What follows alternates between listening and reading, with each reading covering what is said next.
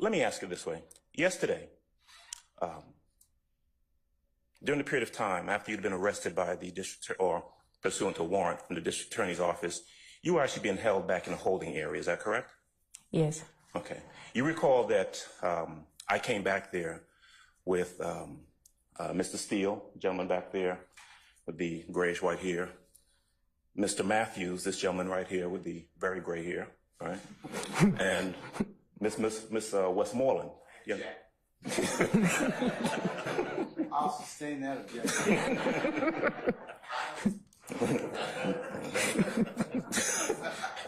At least you got here. And Miss Westmoreland, you remember that? Yes, sir. We had a chance to talk yesterday, isn't that right? Yes.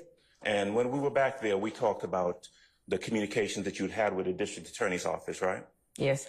Now, you also remember that after you came out, you were asked some questions by the assistant district attorney, Miss Love. Is that right? Yes. You remember her asking you at one point, are you afraid of Jeffrey Williams? You remember that question? Yes. And then she may not have said Jeffrey Williams. She may have said, are you afraid of Thug? You remember that? Yes. Okay. And your answer was no. Is that right? Yes. You have no reason and had no reason to be afraid of Jeffrey Williams. Is that right? No, I don't. Okay. In fact, when you testified yesterday, you were on edge. Is that fair to say? Yes. You didn't want to be here. Yes. And part of it is because of the interactions, and your reaction yesterday was based on the interactions you had, not with Mr. Williams or anyone over here, but with the district attorney's office. Isn't that true? Yes.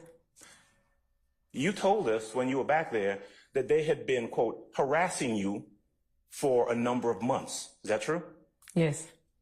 And in fact, you said that prior to coming out and testifying, that the only person you were afraid of, you didn't want to be around, was Investigator Hamilton from the district attorney's office. Is that true? Yes. And you're saying that to us, and then your testimony subsequent to that was based on the interactions that you had with Mr. Hamilton. Isn't that right? Objection, Your Honor, vague as to the question. I sustain the objection. Okay. Mr. Hamilton had contacted you prior to yesterday. Is that right?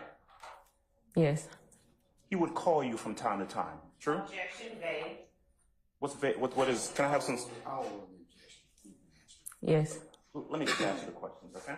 Mr. Hamilton had harassed you. Is that correct? Yes.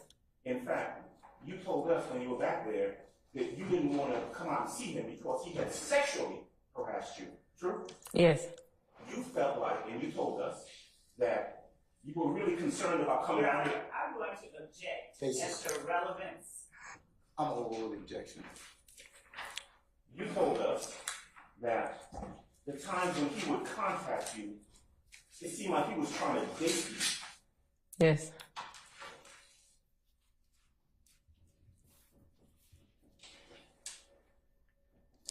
In your interaction with, and Mr. Hamilton, you actually met with him at different locations. Is that right? Yes, I met him at a restaurant. Japanese restaurant off of Moreland Avenue Yes. a couple months ago. Maybe, I think February. Okay. He wanted to meet you, supposedly to talk about the case, Yes. but he wanted to meet you by yourself. Yes. You did not feel comfortable with the interactions you've been having with the district attorney's office, and so you brought your 20-year-old son along with you. Yes. Any questions to form? So, Your Honor, if you just have him break it up so we'll know what she's answering.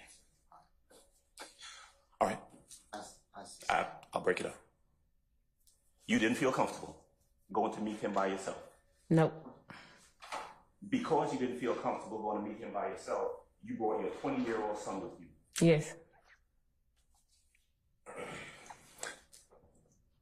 Was that before or after you met with Mr. Hamilton and he told you, don't talk to nobody else? That was after. He told me before that. I came in, I seen Miss Love, and that's when I told y'all yesterday that me and Miss Love, we only discussed for a brief because they was like trying to tip me. And that's when I went to talk to him and a couple of more people from their team that I don't see right now. And then he ended up getting me by himself and asking me to give him my number and that he's going to contact me and that I ain't need to speak with no one else. And if they contact me, do not answer or speak to them. Only him. Okay. He told you that he would like to take you out when this was all over, didn't he? Yes. And then he's, as far as you know, he is an investigator, law enforcement investigator for the DA's office, right? Yes.